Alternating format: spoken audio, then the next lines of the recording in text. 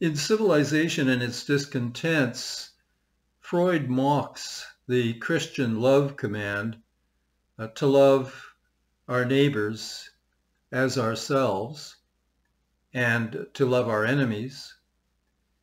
I'm not sure he then goes on to mock the idea that we are morally responsible not just for our actions, but also for our thoughts and wishes and impulses and fantasies.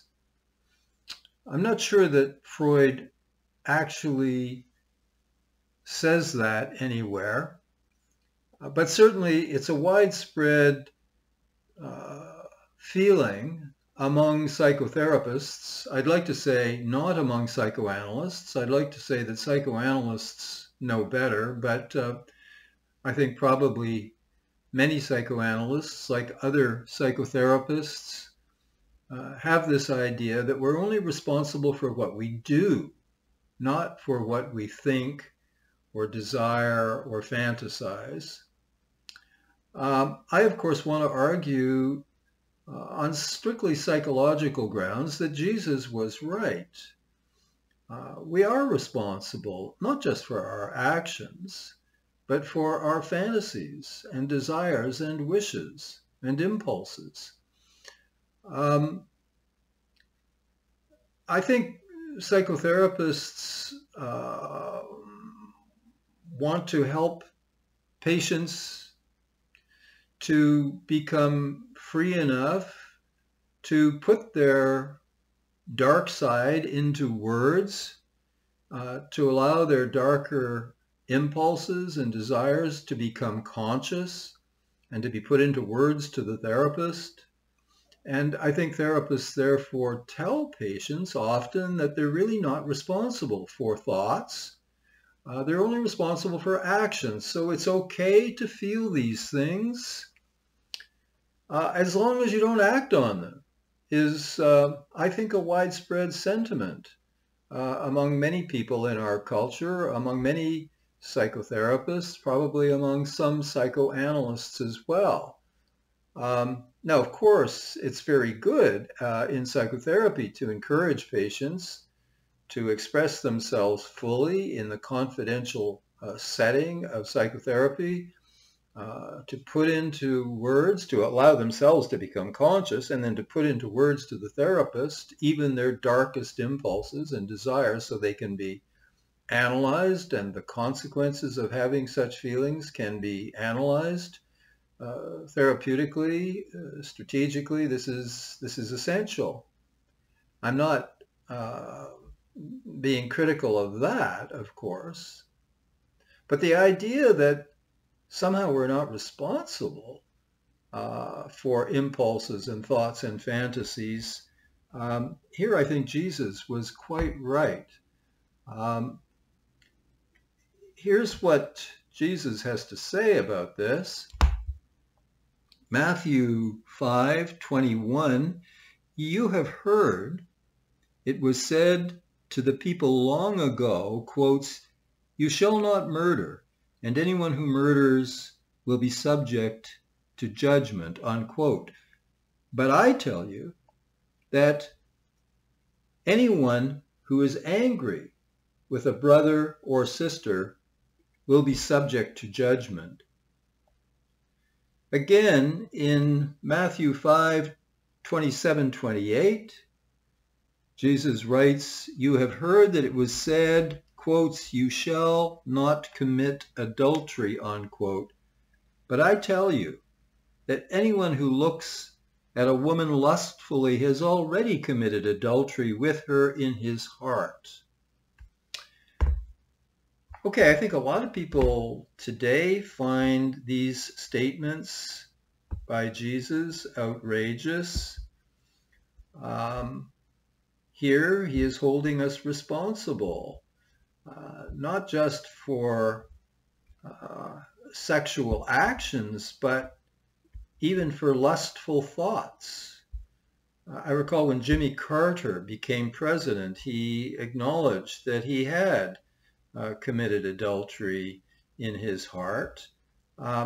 I don't think he was saying this was okay. Um,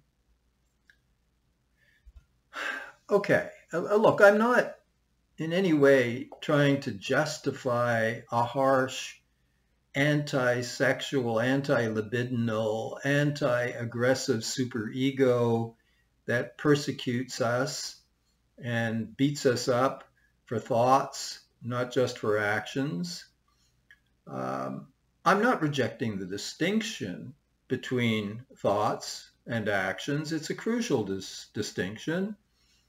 Little children who think in the realm of magical thinking, of course, they don't make this distinction. And in an infantile part of the mind, we all continue to fail to make the distinction. We more or less attribute magical capacities to thoughts, as if I have a death wish that this is somehow possibly going to harm the other person, perhaps even lead to their death.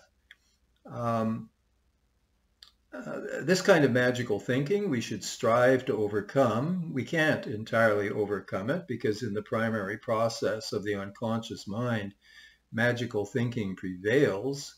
But we can aim to grow up and resist this kind of magical thinking.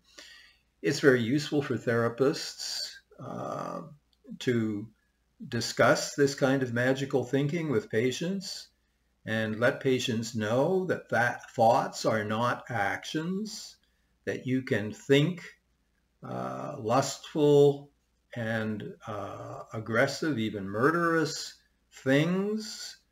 You can fantasize these things, and that is not the same thing as acting on these impulses.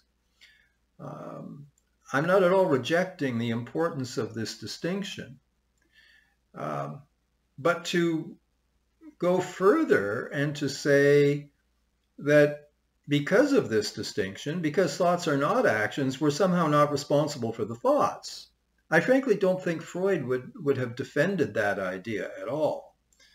After all, Freud draws our attention to the fact that we persecute ourselves for thoughts and impulses, not just for actions. Perhaps others then think that he is saying we shouldn't persecute ourselves for the thoughts. If that's what Freud thought, he would be wrong.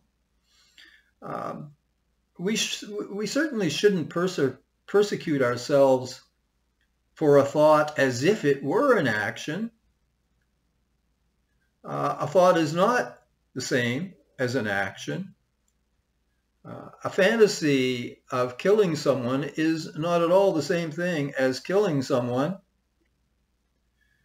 But the idea that I shouldn't reprimand myself or feel guilty for having death wishes towards someone because the death wishes are not murderous actions, the idea that therefore I shouldn't feel any guilt about my death wishes, that's preposterous. I think Freud would agree. I don't think he wrote clearly enough in this area.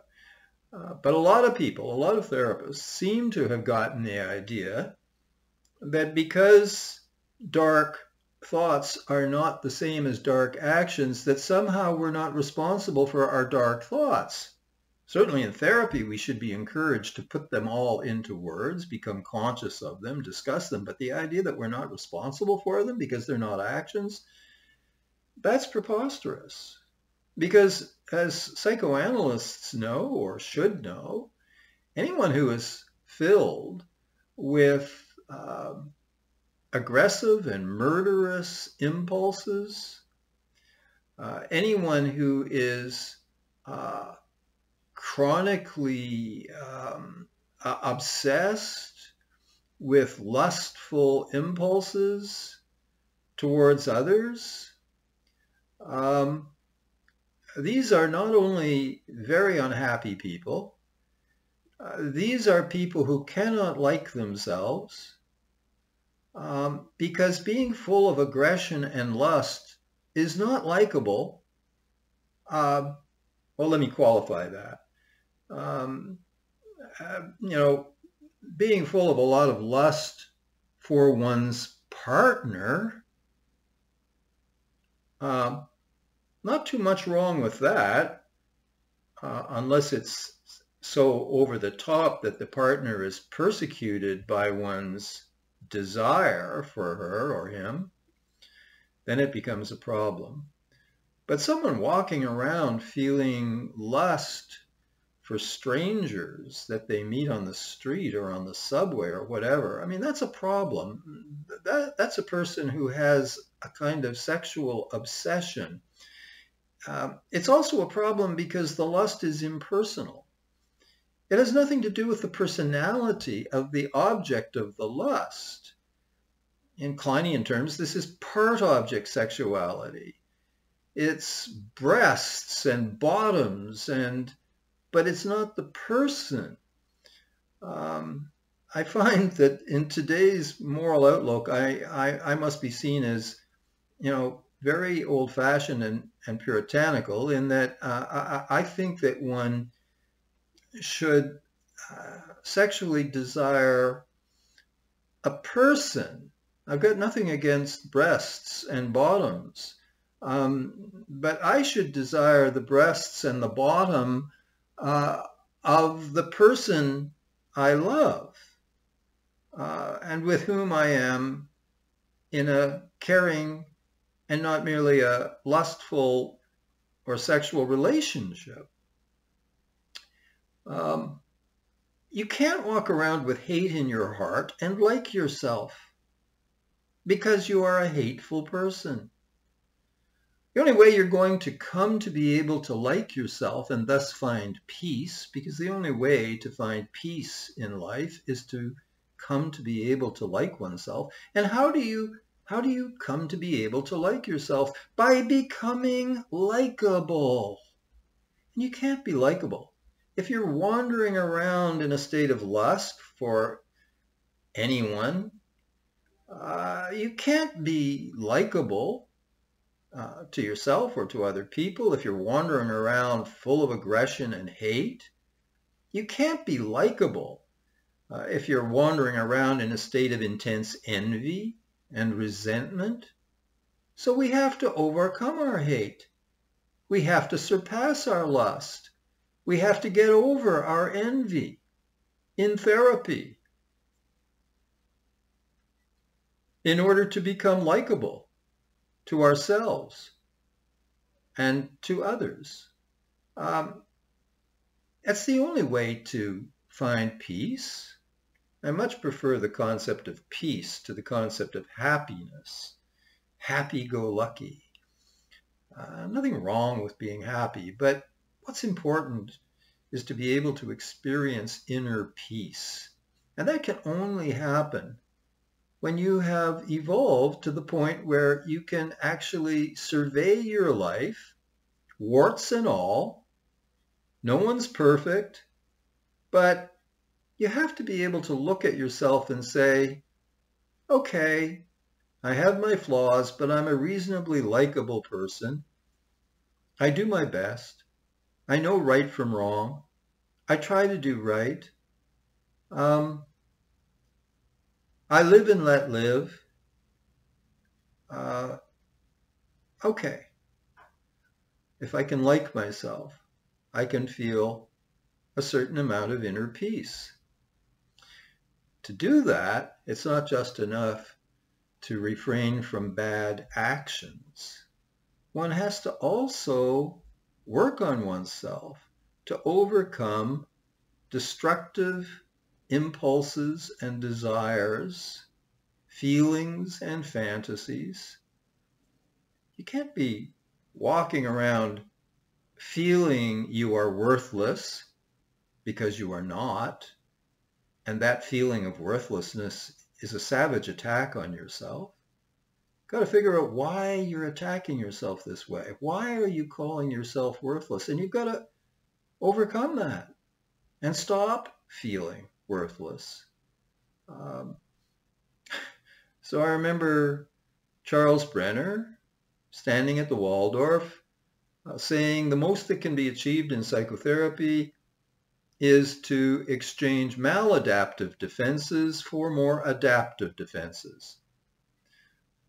someone, I think it was me, asked him, well, how about overcoming what we are defending against? Oh, no, that's not possible. The human id is fueled by the sexual and aggressive drives. They're simply a part of human nature. And certainly the sexual and aggressive drives manifest in the Oedipus complex. Little boys will inevitably hate their rival fathers, harbor death wishes towards them. That's human nature. We can't get rid of the id. We can't get rid of the drives. Is it not possible for a son to forgive his father? Through such forgiveness, is it not possible for a son to get over his envy and rivalry and hatred towards his father? Why is that not possible? Of course it's possible. It's a tall order, but this should be the goal of psychoanalysis, to help people overcome the destructive passions that make them hate themselves, that prevent them from finding and enjoying a relative degree of inner peace. Okay.